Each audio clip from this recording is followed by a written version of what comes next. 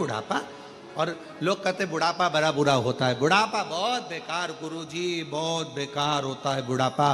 पर शिव महापुराण में श्रीमद् भागवत में कपिल देव महाराज माता देवहूति को ज्ञान देते हैं। माँ देवहूति कहती हैं मैं बूढ़ी हो गई। कपिल देव महाराज अपनी माता से कहते हैं माँ बुढ़ापे जैसा कहीं सुख नहीं है, बुढ़ापे में क्या दुख है?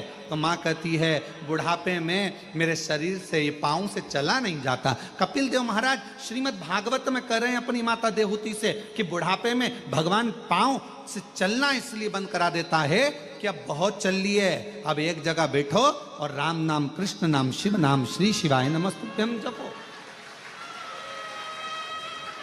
फिर माँ ने कहा, माता देवहूति बोली बुढ़ापा बड़ा बेकार होता है, बुढ़ापे में आंखों से देखा नहीं पड़ता है, दिखाई नहीं देता है। भगवान कपिल देव जी महाराज अपनी माता देवहूति से कहते हैं माँ बुढ़ापा बहुत अच्छा होता है। भगवान कहते हैं अब जगत को तो बहुत देख लिया, अपने भीतर से देखो, इसलिए आंखों से दिखना बंद हो गया, अंदर से देखना चालू हो, भीतर देखिए। फिर माँ ने कहा बेटा बुढ़ापा बुरा होता है। कपिल देव जी महाराज ने अपनी माता देवहूति से कहा माँ बुढ़ापा क्यों बेकार होता है? माँ कहती है कानों से सुनाई नहीं देता। तो इतने में कपिल देव जी महाराज ने कहा माँ बुढ़ापे में सुनाना भगवान इसलिए बंद कर देता है कि जगत की बहुत सुन ली, अब अपने दिल की सुनो, भीतर की सुनो, मन की सुनो।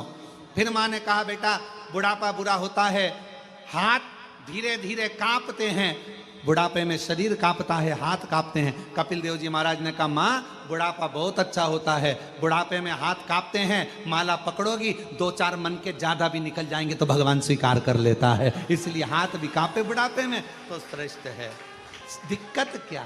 फिर कहा बुढ़ापा बेकार होता है। कपिल देव जी महाराज ने माँ देवहूति से पूछा क्यों? कहा बुढ़ापे में नींद नहीं आती। भगवान कहते हैं माँ भगवान भी यही चाहता है कि तू अब जगत के इन विकारों में मत सो, अब मेरे लिए जाग। पहले बच्चों के लिए जागती थी, परिवार के लिए जागती थी, अब बुढ़ापे में मेरे लिए जाग और मेरा भजन कर, स्मरण कर, कीर्तन।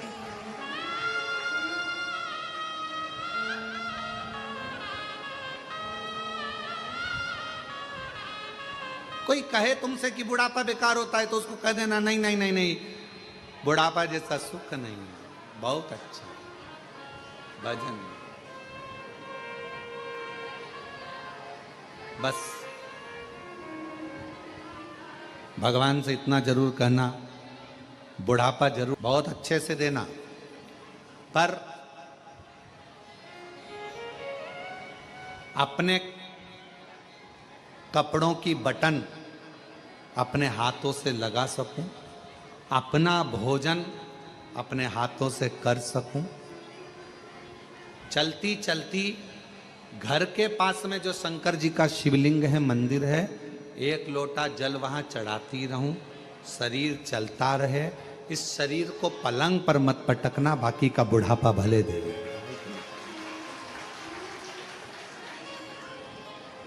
और इतने साल से भजन भी आपके वही की वही, लाइन भी वही की वही, आप इतने सालों से एक ही एक लाइन दोहराते हो, अब तो वो लाइन सबको याद हो गई, सबको।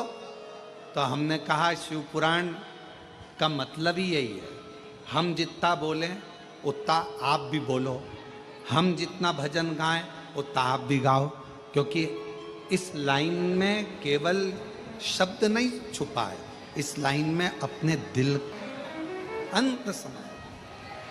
बुढ़ापा बुरा नहीं है, लोग भले कहें कि बुढ़ापा बुरा, पर बुढ़ापा बुरा नहीं, श्रेष्ठ। भजन के लिए, स्मरण के लिए, कीर्तन के लिए, मंत्र जाप के लिए, नाम जाप के लिए, नाम कीर्तन के लिए श्रेष्ठ। फूला शरीर में एक रोग लग गया फूला के। इस कथा को सुनने के बाद कई लोग प्रश्न किए, पहले भी एक बार ये कथा कही फूला की, तो कई लोगों ने कहा कि फूला जब इतना महाकाल बाबा का भक्त था, दर्शन करता था, प्रदोष को जाता था, फिर तो शरीर में रोग होना ही नहीं था।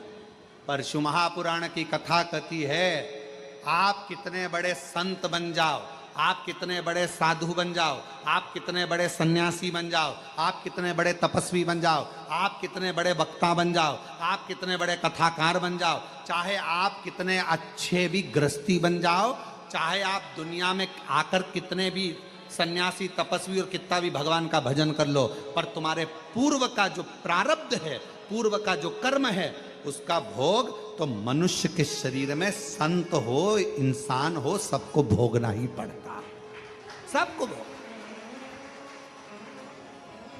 बीमारी आई, अब लोग कहें कि फूला ने तो इतना महाकाल का दर्शन किया, फिर फूला के शरीर पर रोग क्यों आ गया? पूर्व का कर्म का भोग मनुष्य को मानव शरीर में आकर भोगना पड़ता है।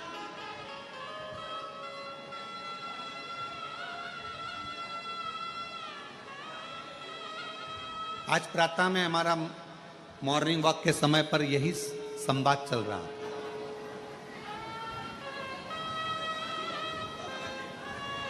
आज सुबह मॉर्निंग वॉक के समय पर हम हमारे साथ में जो रहे सब लोग, उनके साथ में हम यही चर्चा करें कि कोई पिछले जन्म के अच्छे कर्म मुझे बाबा तेरा साथ मिला, कोई पिछले जन्म के अच्छे कर्म मुझे बाबा तेरा साथ मिला। तो हमारा चर्चा चल रही थी सुबह सुबह घूमते घूमते, तो हम कह रहे थे सबको जो हमारे साथ में चलते हैं उनको हम बोलते जा रहे थे, पूर्व का जितना जब का जिसका संबंध बना होता है वो इस संबंध में निपटा।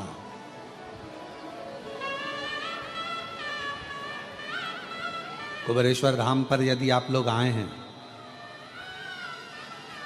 और बाबा के धाम पर आने के बाद में तुम्हारी मनोकामना जो है बाबा पूर्ण कर दी है, इतने सालों से भटक रहे थे, इतने सालों से कजन कहां कहां घूम रहे थे, ना जाने कितने धक्के खाए, कितनी जगह पर होकर आए, कितनी जगह पर दाने दिखाए, कितनी जगह पर हाथ दिखाया, कितनी जगह पर पत्रिका दिखाई, कितनी जगह पर वास्तु दिखाया, कितना कितना पूजन, कितना कितना अनुष्ठान करा, और उसके बाद धक्के खाने के बाद जब मालूम पड़ा कि एक बार कुबेरेश्वर धाम जाओ, बाबा के धाम पर कंकर शंकर पूजन करो, शिव का भजन करो, एक लोटा जल समर्पित करो और 108 बार श्री शिवाय नमस्तुभ्यम बोलो, बाबा मनोरथ पूर्ण कर देगा। और दुनिया के लोग जब बाबा के धाम पर कुबेरेश्वर बाबा की भूमि पर आना चालू करे, बाबा ने हर 3 महीने में मुराद पूर्ण करना प्रारंभ कर दी और देना प्रारंभ। एक पत्र है, अच्छा है। लोग कहे फूला बीमार क्यों पड़ गया? फूला तो प्रदोष की प्रदोष बाबा देव अधिदेव महादेव का दर्शन करता, उज्जैनी जाता, महाकाल राजा का दर्शन करता, फिर बीमार तो पड़ना नहीं। पूर्व का हमारा कोई कर्म होता है जिसके कारण हमें भोगना होता, कोई पूर्व का कर्म। और मेरी बहनों, जितनी आस्था चैनल पर शिव महापुराण की कथा सुन रहे हैं, जितने फेसबुक यूट्यूब पर कथा श्रवण कर रहे हो, जितने मेरे कुबेर भंडारी की इस पवित्र प्रांगण में बैठकर, कंकर शंकर की धरा पर बैठकर ऑनलाइन शिव महापुराण की कथा को श्रवण कर रहे हैं, कोई पूर्व का आपका अच्छा कर्म।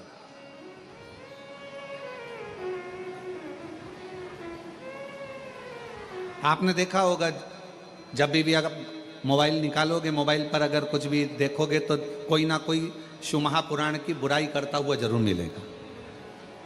श्री शिवाय नमस्तुभ्यम मत बोलो, शिव जी पे चढ़ा हुआ बेलपत्र मत खाओ, शंकर पर चढ़ा हुआ जल मत पियो, जो भी मिलेगा शंकर जी की बुराई करता हुआ, शिव महापुराण की, सियोर वाला महाराज की बुराई करता हुआ पूरा जितना भी सोशल मीडिया है आपको हमेशा मिलेगा। वो एक ही चीज मिलेगी, बस ये मत करो, जो महाराज बोला वो मत करो। और जिसने शिव महापुराण का कहना माना, उसके 8 साल क्या 50 साल की उम्र में भी बाबा ने झोली भरकर संतान दी। जिसने कहना माना। क्यों लोगों को बुरा लगता है? क्योंकि बहुत सारे ऐसे लोग हैं जिनकी वो एक कथा बहुत अच्छी है हमारे भगवान कृष्ण की, बहुत अच्छी कथा है। एक बूढ़ी अम्मा थी, उसकी ब्रज में बहुत चलती थी, उसकी ब्रज में बहुत चलती थी बूढ़ी माता जी की ब्रज में, और कोई बीमार पड़ा तो बूढ़ी माँ के पास जाते थे, पूछते थे माँ बीमार पड़ा है, तो बूढ़ी माँ जाकर देखती थी उसको, फिर बताती थी, उपाय बताती थी, ये करती। अब जब से भगवान कृष्ण आए तब से बूढ़ी माँ का चलना बंद हो गया। अब बूढ़ी माँ को बड़ा बुरा लगता कि आखिर बात क्या है। जब से कन्हैया आया है ब्रज में तब से मेरे पास कोई आता ही नहीं है, मेरे से पूछता ही नहीं है। जरा सा कोई गिरा, कृष्ण के पास जाते हैं, कन्हैया से कहते हैं कन्हैया वो बहुत बीमार है। कन्हैया जाता, उसके कानों में कुछ बोल देता और वो ठीक हो जाती। अब बूढ़ी माँ को लगा कि आखिर कृष्ण के पास ऐसा कौन सा मंत्र है जिससे सब ठीक हो रहा है, और मुझे लोग पूछते थे, अब मेरे पास कोई आता नहीं है। बूढ़ी माँ को अंदर से ईर्ष्या जागने लगी। एक दिन उसने विचार करा कि मैं कृष्ण भगवान से वो मंत्र सीख लेती हूँ, पर सीखूं कैसे? तो उसने विचार करा मैं चक्कर खा के बेहोशी में नीचे गिर जाऊंगी, मेरी बहू कन्हैया को लेकर आएगी, कन्हैया मेरे कानों में मंत्र देगा, मैं उस मंत्र को सीख जाऊंगी, फिर कोई भी बीमार पड़ेगा, किसी को दुख होगा, वो मुझे बुलाएंगे, मैं उस मंत्र को बोलूंगी, वो ठीक हो जाएगा। अब बूढ़ी माँ चक्कर खाकर नीचे गिर गई। बहू दौड़ कर कन्हैया के पास गई, ओ ठाकुर हो कृष्णा, कन्हैया कन्हैया कन्हैया, कनुआ कनुआ कनुआ। कन्हैया ने पूछा क्या हुआ? कहा मेरी सास चक्कर खा के नीचे गिर गई है, जल्दी चल उसको ठीक कर दे। इतने में कन्हैया तो जानते थे। कन्हैया ने कहा गोपी से सुन, मैं बूढ़ी के कानों में मंत्र नहीं देता। इतने में तो गोपी ने कहा वाह वाह वाह वाह, बेचारी वो बुढ़िया है, इसके कानों में मंत्र नहीं देगा, युवान युवान गोपी को मंत्र। अरे ऐसा नहीं है, पर तेरी सास को तो नहीं दूंगा। अरे कन्हैया मर जाएगी वो, कृपा कर दे कन्हैया। तब कन्हैया ने कहा कि मैं बूढ़ी को कानों में मंत्र नहीं दूंगा, पर मेरे पास में एक छड़ी रखी है, 4 बार छड़ी मारूंगा ना तो बुढ़िया ठीक हो जाएगी। इतने में गोपी ने कह दिया भले तू छड़ी से क्या डंडे से मार ले, पर मेरी सास को अच्छा कर। तो क्या चल अब ठीक कर दूंगा। और इतने में कन्हैया दौड़ कर गए और गोपी के पास में जो बूढ़ी पड़ी थी, बूढ़ी माँ, उसके पास खड़े होकर बोले लाओ जरा डंडा, बूढ़ी को ठीक करना है। इतने में तो बुढ़िया खांसती और खांसती हुई बुढ़िया तुरंत उठ के बैठ गई। कन्हैया ने कहा देख मेरे डंडे में कितना दम है, केवल आवाज निकली लाओ डंडा लाओ छड़ी, और इतनी देर में बुढ़िया उठकर बैठ गई। कितना दम। तो पहले जो थे उनको लगता था कि हम बताएं, हमारे से लोगों को मालूम पड़ेगा, हमारे पास लोग आएंगे, उनका दुख हम मिटाएंगे। पर अब लोगों को क्या मालूम, आज लोग विरोध क्यों कर रहे हैं? क्योंकि अब दुनिया के लोगों के पास कोई नहीं जाता, सीधा 1 लोटा पानी भरते और शंकर जी के मंदिर में पहुंच जाते और अपना दुख मिटाते। इसलिए पूरी सोशल मीडिया शिव पुराण की बुराई करती है, पूरी सोशल मीडिया शिवर वाले महाराज की बुराई करती है। क्यों? क्योंकि सबके पास में, सबके घर में 1 लोटा जल। और अब तो बच्चों ने भी नियम बना लिया, स्कूल जाने से पहले ड्रेस पहनेंगे, 1 लोटा जल भरेंगे, मम्मी अभी आई, और 1 लोटा जल लेके मंदिर, और सारे मोहल्ले के लोग देखते हैं, बताओ स्कूल की ड्रेस में जा रही जल चढ़ा। और जल चढ़ाकर आएगी और घर जाते, जब स्कूल जाएगी ना, स्कूल जाने से पहले मंदिर से जब आई है ना, तो मंदिर से आते आते भी लोटे में थोड़ा पानी लेके आइए, और जितने घर में दादी लो, दादा लो, पापा लो, मम्मी लो, और सबको थोड़ा थोड़ा जल देगी। और पहले जाती थी तो बाय कर कर जाती थी, अब स्कूल जाती है तो हर हर महादेव, श्री शिवाय, जय श्री महाकाल, ऐसे आवाज लगाते लगाते जाते। शिव समाहित शिव।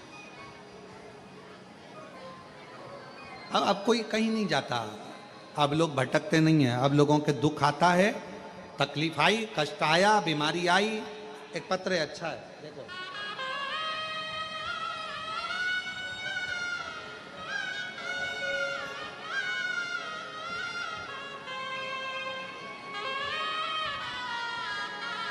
जिस पर भी हो गई तेरी कृपा करुणा वो भव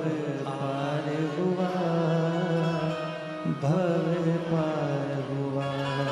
पापी हो चाहे जितना उसका भी बाबा उद्धार हुआ, उद्धार हुआ।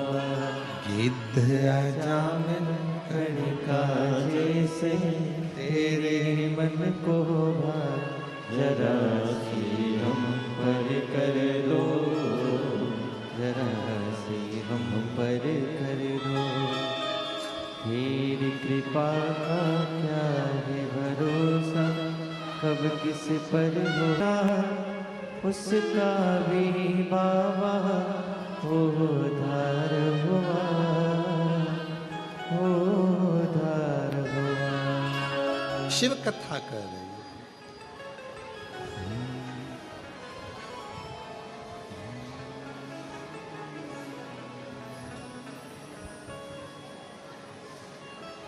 भोले बाबा को मना कर दे, सारे दुख मिट जाएंगे। भोले बाबा को मना कर दे, सारे दुख मिट जाएंगे। मेरे शंभू को मना कर दे, सारे दुख मिट जाएंगे। मेरे शंभू को मना कर दे, सारे दुख मिट जाएंगे। ओ सारे दुख मिट जाएंगे, सारे दुख मिट जाएंगे। ओ सारे दुख मिट जाएंगे, सारे दुख मिट जाएंगे। ओ सारे दुख मिट जाएंगे, सारे दुख मिट जाएंगे।